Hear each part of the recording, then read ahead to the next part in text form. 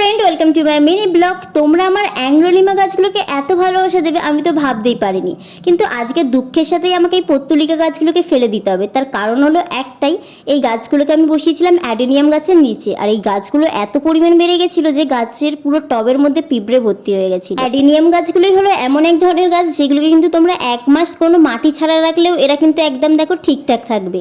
এই গাছগুলোকে দেখো এক সপ্তাহ আগে আমি রেখেছিলাম মাটি থেকে তুলে, আর গাছগুলোতে কি সুন্দর ফুল এসে গেছে। এগুলো তো সিঙ্গেল পিটেলের ছিল, আর এই গাছের যে গোড়াটা তোমাদের দেখালাম, এই গোড়াগুলো কিন্তু যত তোমরা জায়গা পরিবর্তন করবে এর তত তাড়াতাড়ি মোটা হবে। তাই আমি এটাকে নিয়ে এর জায়গা 3বার পরিবর্তন করলাম। এবার বেশ কিছুটা মাটি আর গোবর সার দিয়ে দেখো গাছ দুটোকে একসাথে বসিয়ে দিয়েছি। আর এই গাছগুলো কিন্তু আমি সেই বন্ধুর বাড়ি দিয়ে এনেছিলাম, টোটাল 3টে গাছ এনেছিলাম, তার মধ্যে তো একটা গাছে আগেই ফুল এসে গেছে, আর এই 2টো গাছ বাকি ছিল সেগুলোতেও ফুল চলে এসছে। গাছগুলো বসার জন্য মাটি আর গোবর সারই দিয়েছিলাম, আর তেমন কিছু দিলাম না, শেষে জল দিয়ে দিলাম। তো ভিডিওটা কেমন লাগলো জানিও।